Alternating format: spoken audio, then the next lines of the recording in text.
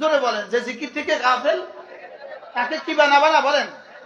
জিকিরের 1 নাম্বার তরজমা হলো ঈমান, জিকিরের 2 নাম্বার তরজমা কোরআন, জিকিরের 3 নাম্বার তরজমা নামাজ, জিকিরের 4 নাম্বার তরজমা হলো জিকিরের 4 নাম্বার তরজমা জুমআ, জিকিরের 5 নাম্বার তরজমা পুরা শরীয়তে ইসলাম, জিকিরের 6 নাম্বার তরজমা আজকারে মাসনুনা, জিকিরের 7 নাম্বার তরজমা জিকির ও আজকার। সুবহানাল্লাহ বলেন। কয়টা তরজমা করছি? 60টা। প্রতিটার পক্ষে আমার কাছে একটা একটা করে আয়াত আছে। জিকিরের 1 নাম্বার তরজমা হলো ঈমান, বলেন জিকিরের 1 নাম্বার তরজমা কি?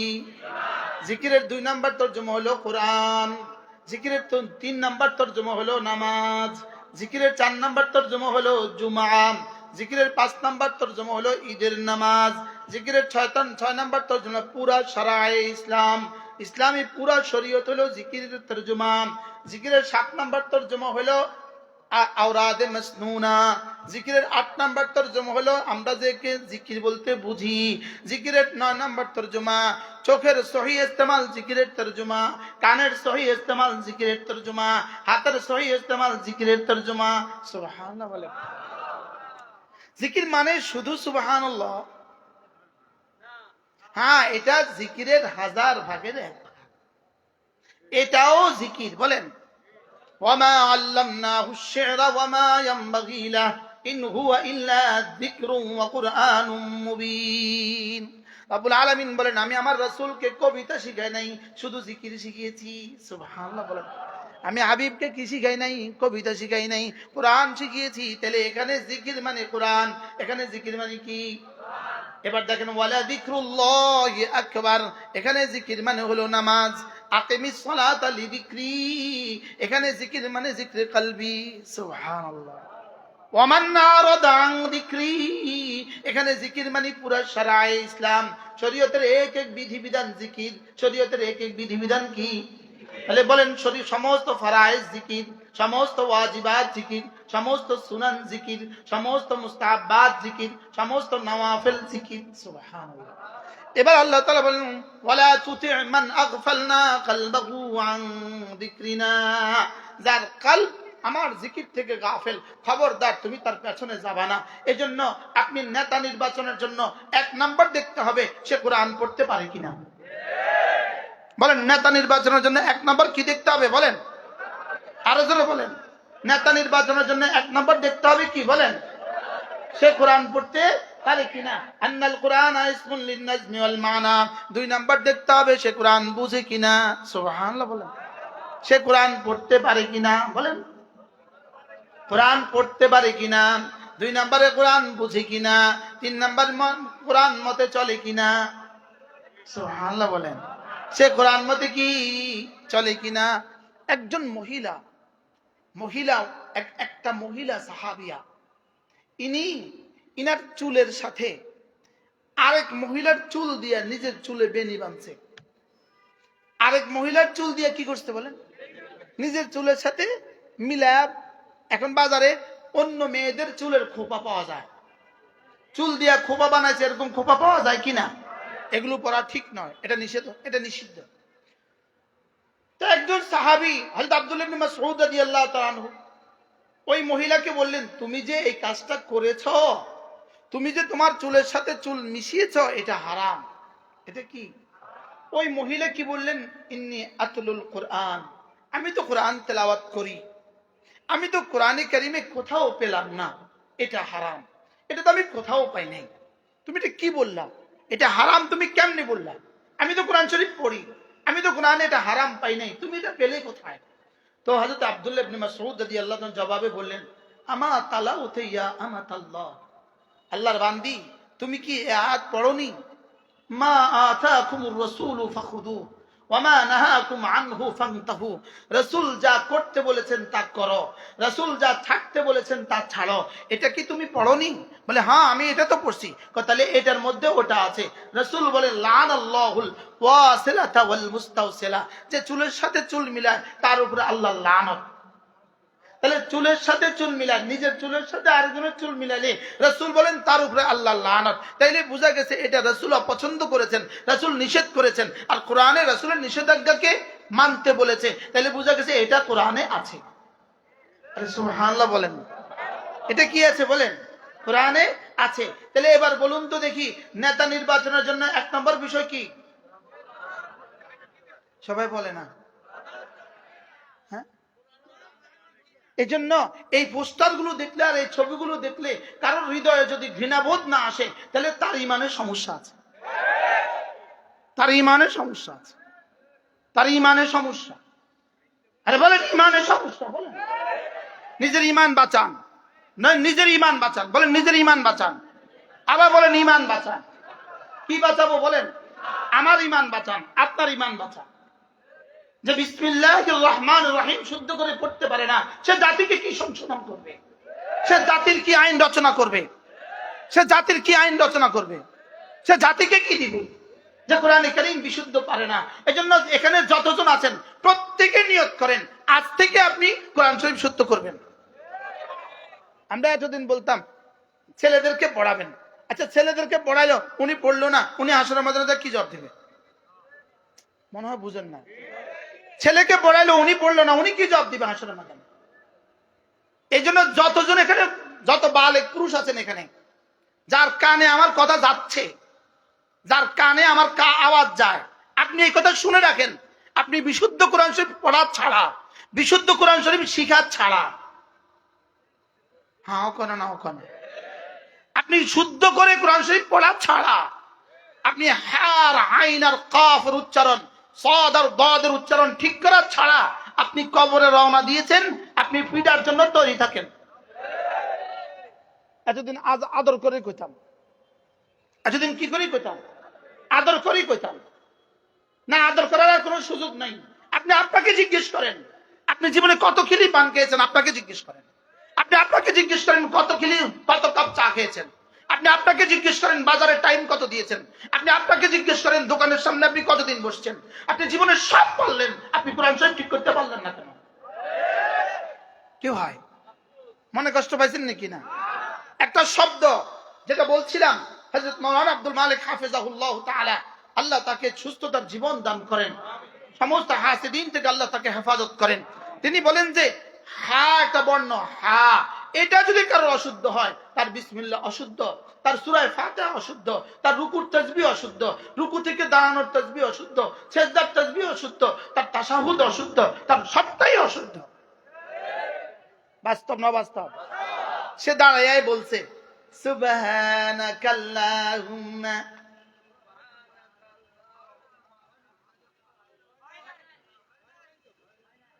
তো হয় নাই কইছে তিনজন, সবাই কো, শুধু আমারটা হয় না, এর দেশের না হয় না, আরো মানুষ আছে।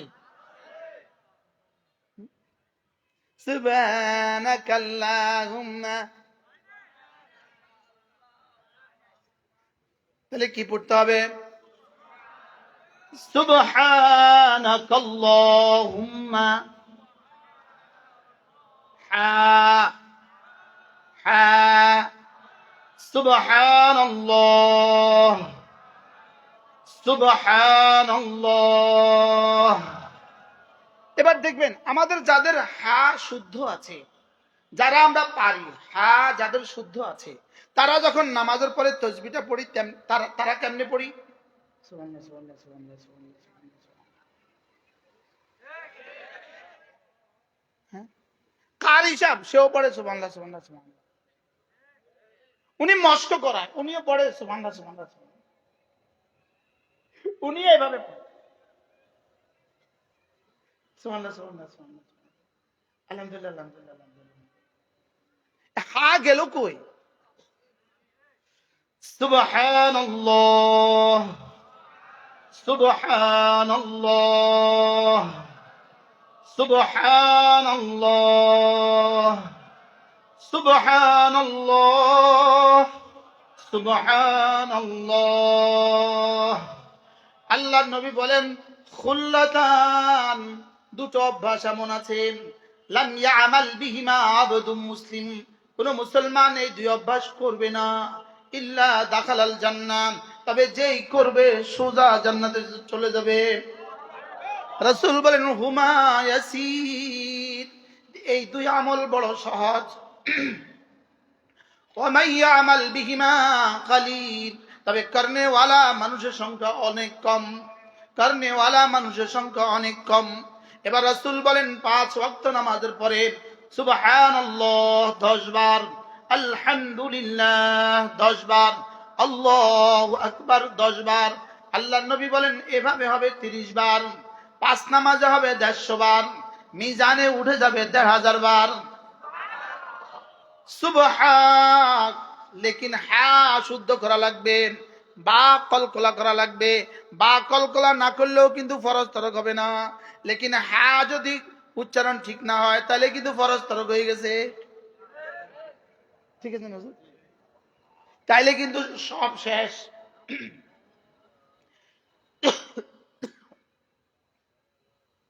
এবার আল্লাহ শব্দের লামকে পুর করা লাগবে। এবার শেষের হা আছে, হাটা বাতাসে ছেড়ে দেয়া লাগবে। তাহলে তরজমা কি দাঁড়াইলো? সুবহানাল্লাহ। পড়েন সুবহানাল্লাহ, সুবহানাল্লাহ, আলহামদুলিল্লাহ, আলহামদুলিল্লাহ, আলহামদুলিল্লাহ, আল্লাহু আকবার, আল্লাহু আকবার, আল্লাহু আকবার। একটা শব্দ সুবহানাল্লাহ, এই শব্দের জন্য রব্বে কারীম যে পরিমাণ পুরস্কার রেখে দিয়েছেন, এই পুরস্কার যা যদি আসমানের উপরে রেখে দিত, যদি 7 আসমানের উপরে যদি পুরস্কারটা রেখে দিত, 7 আসমান ধসে পড়ে যেত। আপনি বলবেন আমার বিশ্বাস হয় না, তা আপনার বিশ্বাস না হলে আমার কি করার আছে? হ্যাঁ বলেন না বিশ্বাস হয়, আবার বলেন বিশ্বাস হয়।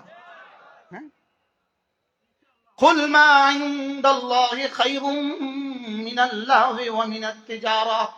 রব্বুল আলামিন বলেন তোমার ঈমান ও আমলের বরকতে আমার কাছে যা রাখা আছে তা সারা দুনিয়ার সমস্ত ব্যবসার চেয়েও শ্রেষ্ঠ, সারা দুনিয়ার সমস্ত তামাশার চেয়েও শ্রেষ্ঠ। কুল মা ইনদাল্লাহ, সুবহানাল্লাহর বিনিময়ে রব্বে কারীমের কাছে যা আছে, সুবহানাল্লাহর বিনিময়ে যা আছে, এক সুবহানাল্লাহর জন্য রব যা রেখে দিয়েছেন, আল্লাহর কসম 7 আসমান 7 জমিনের চেয়েও শ্রেষ্ঠ। না এটা কদ্দুর, এটা বলার কোনো ভাষা পৃথিবীর কোনো জবানের নাই। লেকিন আপনি ওই শব্দটাই ঠিক করলেন না। ঘড়ি কই দেখেন 6:26 বাজে। কয়টা? আমরা এখন শুদ্ধ করে এক নিঃশ্বাসে একবার করে 10 বার পড়বো। 6:26। সুবহানাল্লাহ, সুবহানাল্লাহ, সুবহানাল্লাহ, সুবহানাল্লাহ, সুবহানাল্লাহ, সুবহানাল্লাহ, সুবহানাল্লাহ, সুবহানাল্লাহ, সুবহানাল্লাহ, সুবহানাল্লাহ, আলহামদুলিল্লাহ, আলহামদুলিল্লাহ, আলহামদুলিল্লাহ, আলহামদুলিল্লাহ, আলহামদুলিল্লাহ, আলহামদুলিল্লাহ, আলহামদুলিল্লাহ, আলহামদুলিল্লাহ, আলহামদুলিল্লাহ, আলহামদুলিল্লাহ, আল্লাহু আকবার, আল্লাহু আকবার, আল্লাহু আকবার, আল্লাহু আকবার, আল্লাহু আকবার, আল্লাহু আকবার, আল্লাহু আকবার, আল্লাহু আকবার, আল্লাহু আকবার, আল্লাহু আকবার। এখন 6:27। কয় মিনিট? সর্বোচ্চ 1 মিনিট 15 সেকেন্ড, 1 মিনিট 15 সেকেন্ড। এবার স্লোগান দেন, 1 মিনিটে জান্নাত। কয় মিনিটে জান্নাত? হাদিসের বুখারী মুসলিম ছাড়া বাকি প্রায় সবগুলো হাদিসের কিতাবে আছে, সবগুলো হাদিসের কিতাবে 10 বার 10 বার 10 বার পড়বা। এভাবে হয়ে যাবে 30 বার। 5 নামাজে হয়ে যাবে 150 বার, মিজানে উঠে যাবে 1500 বার। পুরস্কার দাখালাল জান্নাত, সোজা জান্নাতে চলে যাবা। লেকিন পড়ার সৌভাগ্য আমার সব দিন হয় না, সব নামাজের পরে পড়ার সৌভাগ্য হয় না। বাস্তব না বাস্তব? হ্যাঁ আজ থেকে পড়বো তো। কিভাবে পড়বেন? শুদ্ধ করে না অশুদ্ধ করে? হাকিমুল উম্মত মুজাদ্দিদে মিল্লাত আশরাফুল্লাহ ওয়াল্লাহু মারকাদা তিনি বলতেন, একবার সুবহানাল্লাহর নেকি যদি সারা পৃথিবীর সব মানুষ একসাথে দেখতো, কলিজা ফেটে মরে যেত। হাকিমুল উম্মত বলেন, রব্বে কারীম যে আমাদেরকে নেকিগুলো গোপন রেখেছেন, এটা শুধুই দ্বিতীয়বার করার সুযোগ দানের জন্য গোপন রেখেছেন। দ্বিতীয়বার করার জন্য সুযোগ পায়, এজন্য গোপন রেখেছে। সুবহানাল্লাহ বলেন। কি ভাই, একবার আম গাছে যদি আম ধরলে সব 10 বছরের আম যদি একসাথে ধরতো, আর আম গাছ যদি ভাঙ্গা যেত, তা আগামী বছর ধরতো কেমনে? কি ভাই, তাহলে আমারে গোপন রাখছে কি লেগা? আগামীবার কি আবার বলার লেগা। এজন্য হযরত মাওলানা খলিল আহমদ চারণপুরী রহমতুল্লাহ আলাইহি তার বিখ্যাত কিতাব ইকমামুস সিয়ামের মধ্যে লিখেছেন, আমি একবার সুবহানাল্লাহ বলার পরে এটা কবুল হয়েছে কিনা আমি বুঝবো কিভাবে? তিনি বলেন, দ্বিতীয়বার বলার তৌফিক হইলেই বুঝবা প্রথমবার কবুল হয়ে গেছে। কি ভাই, দ্বিতীয়বার বলার তৌফিক হলে কি বুঝবা? প্রথমবার কি হয়ে গেছে? কবুল হয়ে গেছে। হ্যাঁ, আমার কথা তো দূরে চলে যাচ্ছে। এজন্য মেরে ভাইও, কোরআনে কারীমের সাথে দিল লাগানো, কোরআনকে বিশ্বাস করা, এক নম্বরে কোরআনের উপরে ঈমান আনা। যারা মুসলিম হয়ে কোরআনের বিভিন্ন বিষয়ের উপরে ইশকাল করে, আপত্তি করে, মুসলিম হয়ে বলে এটা কোরআনে নাই, ওটা কোরআনে নাই, ওটা কোরআনে নাই, মূলত এদের গলা নাই, কোরআনে সব আছে। কি ভাই, মেঘনা নদীতে হাঁস গলা দিয়ে কি খুঁজে? শামুক খুঁজে, ঝিনুক খুঁজে, তো ক্লান্ত হয়ে গেছে। শেষে হাঁস কি বলে? নদীর তলা নাই। আসলে নদীর তলা নাই না, হাঁসের গলা নাই। এজন্য এখন যারা আমাদের উপরে বিভিন্ন ইশকাল ছুড়ে দিচ্ছেন, এরা কি পারবে? এরা কি ইসলামী হুকুমত করতে পারবে? আসলে এদের গলা নাই। এদের কি নাই বলেন?